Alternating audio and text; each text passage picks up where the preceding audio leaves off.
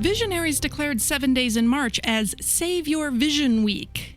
Hey, Slicers, we're celebrating a different visionary. His name is Gene Roddenberry, and we're going to do more Star Trek Geek Week, all coming up on Slice.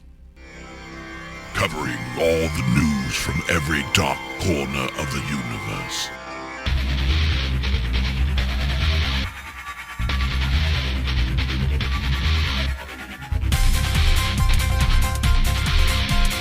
SliceofSciFi.com.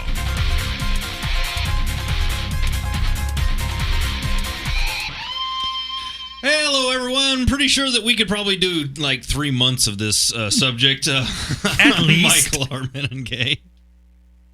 I'm Noah Richmond. Merchandise? I don't need no stinking merchandise. I'm Ben Raggington. I'm Sam Roberts. I'm a little jealous of his tribble. You lie! On SETI Alpha 5, there was life! A fair chance! That's a SETI Alpha 5! I'm Brett Philippek. Nice. Not Chekhov. I'm Megan Zier, and he uses that lens flare so much that your, badge is, flaring off, and I keep thinking you're just having a constant lens flare. Cool. Yeah, I think I'm just at the right angle. It's just pfft. Let's see if I can do that. Wow. Well, everyone, it is we're continuing. It's finishing up this week of Star Trek stuff, and I mean, we haven't even scraped the surface yet. I mean, No, it's not crazy even. how much stuff we've gotten through a series. Yeah. And Brett hasn't even worn the Rathacon breastplate either. No, So, and we haven't really had a chance to talk about all the really cool stuff that Star Trek has created. I mean, we're talking about Star Trek, but we're talking like this. Hey, Slice of Sci-Fi. This is Christopher Marini from Trek to the Troops. Wanted to tell Michael and the gang, keep it up. We're still listening. There is a prime example of how Trek surpasses the theater, the genre, and becomes something interpersonal. Trek to the Troops, if you don't know, and we've spotlighted this several times, and that is the people who are in service in the armed services overseas. They send Trek material, memorabilia, stuff to the troops so that they have a piece of Trek while they're out in the field. Awesome. It's an awesome little charity that we've been supporting for many years. And I'm betting every one of those guys wish they had a real phaser. I'm just saying. Absolutely. I'm just saying. Absolutely. Or a couple Good photon bet. torpedoes. Yeah. I'm just saying. Wow. And that's the cool thing about Trek, right? Because it was on for such a short period of time, but it had this immense impact, right? Like you look at shows like Gunsmoke or The Simpsons that have been like some of the longest running shows on television. They haven't had the near cultural and social impact that Star Trek has. That's very true. And talk about memorabilia. Yeah. I mean, there you go. There's from 10 forward. Or no, this was actually from Quarks. That's from Quarks. This was from Quarks. This was from DS9. So that's one of the Quark shot glasses. I got that piece. I lost a lot of memories at Quarks. Let me just tell you right now. And we all have. I have drawers full. I have closets full of Star Trek stuff. Mm-hmm. I was thinking about I've got some fabulous script books and tech manuals that I bought, and I was actually thinking about bringing them. I thought, that's just overkill. No, you've got nice stuff. I got this at Vegas at the Star Trek Experience. Yeah. And as I said earlier, I think my cat gave this to me. No, really. Actually, this was also purchased at the Star Trek Experience. Can I just say how bummed I am that that's gone? Yes. We were all talking about that earlier. Yeah, we're absolutely. all very disappointed because And it hasn't come back yet. Nothing has taken its place. No. And that's just wrong. That's not right. It's wrong. No, it is wrong. It's very really wrong. is. We talk at some point to somebody who's got something in going that he donated to the guys at NASA, and that's cool. But I want to be able to go someplace where I just see bunch of Star Trek I think stuff. what we want is a place where we can feel like we are immersing in the environment. In the environment. I was telling Megan earlier, the very first time I went to the Star Trek Experience, I mean, the moment I walked, it just opened for that day. I'm in there. I'm in line to actually do the experience itself. I'm hearing Jerry's music from First Contact.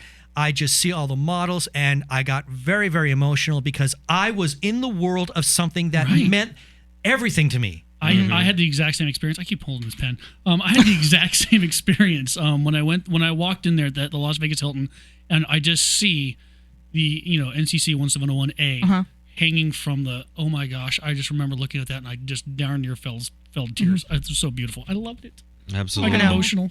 No, and I was going to say, I told Ben, because he told me about his, and I'm like, I didn't cry, I didn't get, break down, but I was the most excited I had ever been in my entire life. And I'm like, this is how people feel when they do something they love. It's crazy. So I used to, I don't know if why I'm telling you this story, but I'm there now.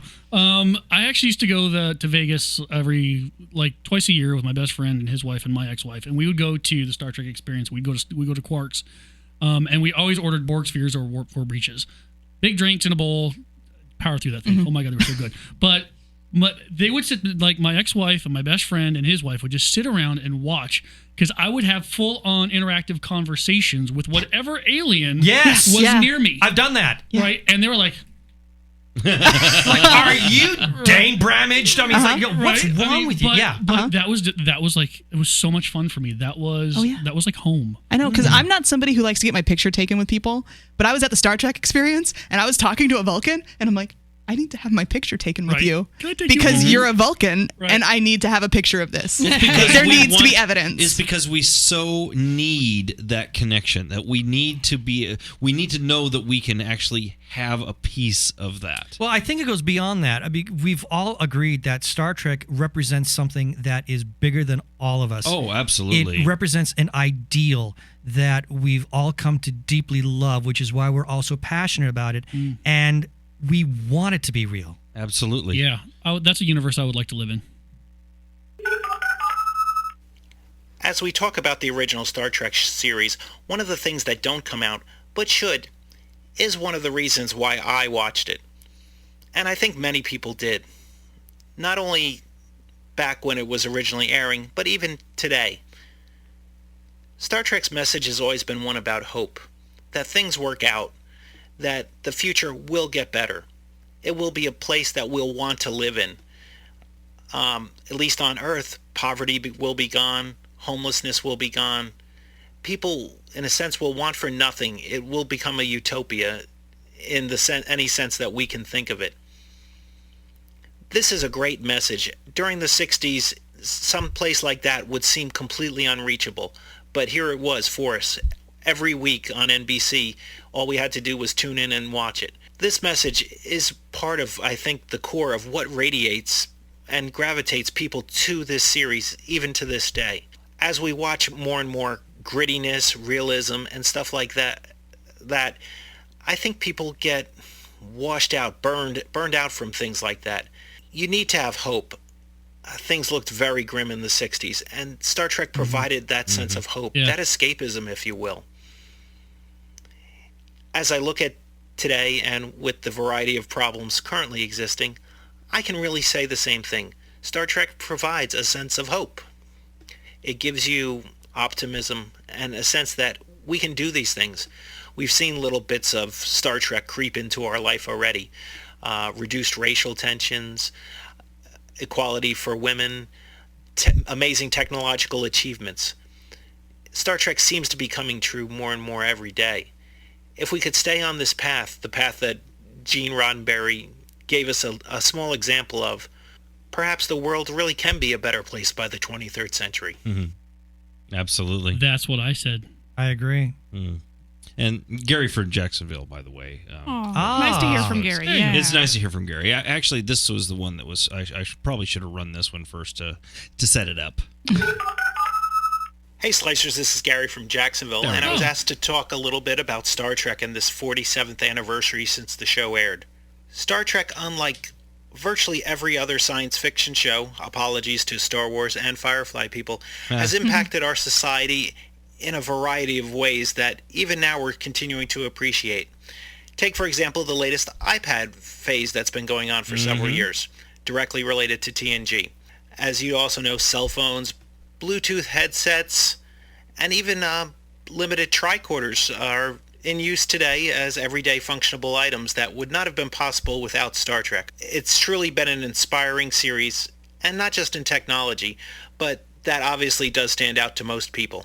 Oh, technology is huge on Star Trek. I mean, I don't think anybody can look at a cell phone and not think that, hey, that was a communicator. Yep. Somebody had to have a communicator, and that's it. I mean, we spend so much time trying to recreate the things that we fell in love with inside of Star Trek. I think we're not going to stop until we recreate the entire freaking ship. Well, and there's enough anecdotal evidence that says that cell phones are directly based on Star Trek communicators, isn't there? Absolutely. Yeah. Absolutely. Now, there's a great story. If you can still find it, the paperback, The Making of Star Trek.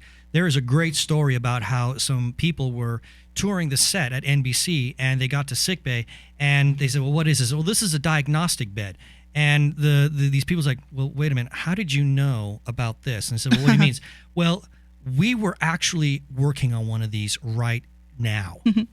So already at that time, you were getting sci-fact following science fiction. I thought it was amazing.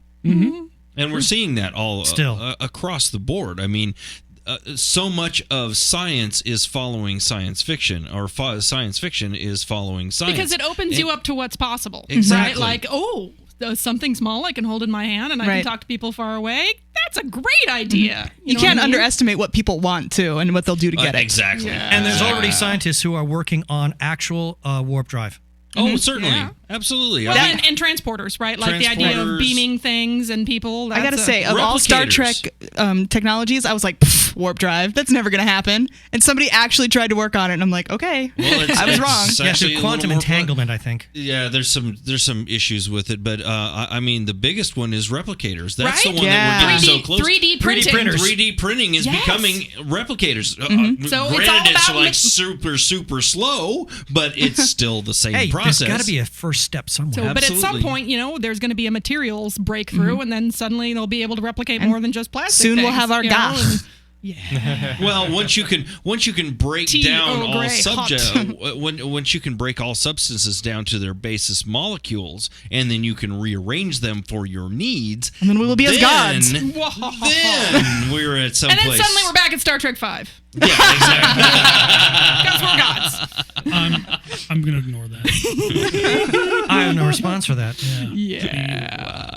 Nobody liked that one. Noah. I liked it. I think Except Joe, for Megan, who likes everything. She's Joe. like the I think- Mikey of Star Trek. I actually think Joe liked it. Joe may have liked it. Joe. So I guess one thing I'd like to throw out a little bit, because we've been talking a lot about Star Trek and the vision of the future and how everything's progressed, and not quite utopia, but how humanity's evolved. But I have to say, for me, the thing that I always thought of, that was always a big attraction, of the show when for me when I was young watching it, was just the sense of adventure about it, the sense of Exploration. of possibility. And the kind of expansiveness Right. and the excitement of encountering what's further, what's beyond. I guess I'm curious if Actually, it's funny you say that, because that's one of the things that I always liked, especially in the Next Generation, because I was older and I got it a little bit more. Was the actually right from the very pilot, right, of Encounter at Farpoint. Yep. Right there, he sits there and says, we're going to go that way because we've never been that way before. So let's go that direction. At the end of the episode, it's like, let's go there. At Star Trek 6, second star to the right, straight on to, that's that whole thing about like finding the unknown, going, and discovering new things, which is interesting, right? Because if you think about that, let's just pretend that in Gene Roddenberry's utopian vision, we all have solved all of our problems, right? That does lend the question, right? Which is, what's next? What do we do? Well, we have to have something to do. So We figured it all out here. We've all figured out here, so let's We gotta go out there. Go out there and figure out what we haven't figured out yet. Right. And that to me was a great part of the show. In fact, actually, it's one of the, honestly, if I have to kind of go another different directions, one of my biggest complaints about the movies is that they have not done that. They haven't brought that piece They into have it. not brought that They've piece in. only addressed it a little bit at the end of Into Darkness. Right, and this And so we're much. hoping- Very, very This little much. bit. The hope is the next one will have Right. that in And- spades, right? And that's why I think a lot of people in Star Trek fandom are like, can we please have an original story? Don't go back into Yes. the Yeah, Yes. I know. 20 I'm odd with you. years Don't- of yeah, history don't you go into now the have. catalog. All right, don't go into exactly. Don't go into the catalog and sit there and rewrite something. and call it original and fresh and put some fresh paint on it and serve it up to me. Give me something original, so it's something I can sink my teeth into. Right. And that's, I think, what all of us clamor for. But it goes back to that, going into the unknown and going into the adventure that is, right? That there is the I feel like I'm just No, you're No, you're good. tribe. Keep going. Good. This is something we haven't touched on. Keep going. But there is this sense of like, going into that unknown and finding out what's there, and the whole mission of Starfleet, right, which is to boldly go, exactly. Where no man or no one yes. has gone before, right? That was the mission statement. And every series does that. Right. Yeah, exactly. I mean, even DS9 when DS9 went to the wormhole. when they're stuck on a space station, they still managed to bring those elements in. Well, because they had the wormhole, which basically took them out. It took them away from the station, and it gave them a chance to discover, explore, expand. And not only that, but at the station, the universe or the galaxy or whatever was brought to them. It was love. And that's the it one was thing basically that- Love yeah. Boat in space. But That's I mean, the- it was But awesome. more intellectual. That's the common denominator in all of the television series is that they were exploring. I mean, they encountered threats, they encountered, problems, obstacles, whatever. Right. But they were still in the process of exploring, and as you understand the universe around you, you understand yourself a little bit better. Right. And that's one of the greatest things that Star Trek, the television series, has. And you're right. That's missing from the movies. Well, I would like to see it back. It's so missing. And it's interesting, right? One of the things, and people gave a lot of guff to Star Trek Voyager. Right. And people didn't like I Janeway liked Voyager. because they didn't like her. But you know what? That was probably the Janeway's the most best. true Yes. to Yeah. I'd give it to you. right, Absolutely. to the vision, which Yeah. is these are people who are completely in unknown space. And Isolated everything, in every possible way. everything they do, they've got is new to them. And all they have is what they have brought with them and who they are to get them through this. And that It was to me Space Survivor, is what it was. It It really was was. awesome. It really was. Because I mean, you had Neelix down there in the galley trying to basically figure out how to feed Right. this crew. Without the technology Right. supported. Who were so accustomed to replicators that they're like, Absolutely. do we really have to eat this Neelix? And it's like, yes, or you will die. Exactly. You eat it and you like it. Yes. And Right. shut the hell up. It's like, And eat that it or was don't, I don't awesome. care. That was awesome. I love the grittiness, and I love that was what I loved about Voyager. People think I'm crazy because I love Voyager so No, much. Voyager's but the best I one. do really love Voyager. Okay, it's not the best one, but it's my favorite. It had its warts, just like all of them did. I mean, every single series had its warts. Once it None got of its them- footing, it was a Oh, great yeah. show. Absolutely. Right. No, agreed. Go ahead. Well, as I say, but certainly for me, like when I talk, part of the sense of adventure was I always really loved it in episodes where they encountered like the Gorn or the Horta or the aliens with the blue tentacles. Right. Yeah, Andorian. Andorians. The Andorian. Like I always found it particularly exciting when you would just encounter this completely fantastic new creature that you had just Well, and that's never seen. that's the human spirit. I mean, we're always doing that. I mean, I dare say it's also the American spirit. Go west, young man. Right. Expand, do more. And Well- it's just who we are. And it's funny you say that, Noah, because the first instinct wasn't let's kill them. Exactly. I mean, Kirk fought the Gorn not because he wanted to, right? And actually, it's funny because if you remember that episode, that the Gorn attacked some station of theirs, and he felt like he needed to go. Cestus 3. He felt like he needed to go find out what the heck happened and track down who was responsible for it.